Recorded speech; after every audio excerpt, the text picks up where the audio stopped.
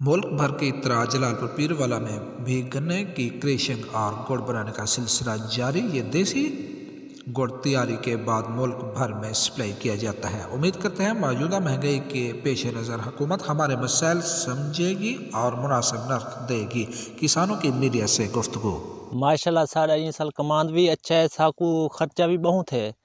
सारा ये जो पानी नहरी पानी का निज़ाम सही कहनी हुकूमत को चाहिए साकू पानी मुयसर करें।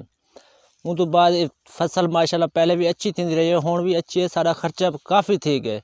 लेकिन हुकूमत को चाहिए कुछ काश्तकारों को कोई रिलीफ देवें ते साढ़े बकायदा पानी नहरी पानी का योग करें। साढ़ा तले का पानी कोड़ा है, इल दे विच बहसती नहर का जितने रकबे भी को टच थी पे इतना पानी कड़वा है। साकू पानी की बड़ी मुश्किलात पैदा थी है। साढ़े जितना भी खर्चा करें साड़ी फसल बिना ही तो नीवी रह वेंदी है। बकायदा यह हुकूमत को चाहिए जो साढ़े नाले पानी दा तावन करें। बहसती नहर का खास तौर इन उत्ते कोई यो किता वने एक्शन किता वने। साकू पानी बहुत ज़रूरत है, तले दे पानी साढ़े बहुत कोड़े।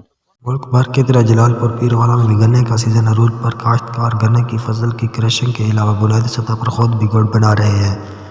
देसी तरीके से तैयार किया जाने वाला जलालपुर पीरवाला का यह गुड़ मुल्क भर में अपनी पहचान रखता है। बैरून मुल्क से भी लोग जलालपुर पीरवाला का देसी गुड़ मंगवाते हैं। मीडिया से गुफ्तगू करते हुए किसानों का कहना था कि गन्ने की फसल अच्छी है, रेट भी मुनासिब मिलने चाहिए क्योंकि फसल की तैयारी में अब बहुत मुश्किलात का सामना है। तेल महंगा है, बिजली महंगी है। दूसरी तरफ किसानों ने नहरों में पानी की फौरी फराहमी का मुतालबा किया ताकि इनकी ज़मीनें सूखेपन का शिकार न हों।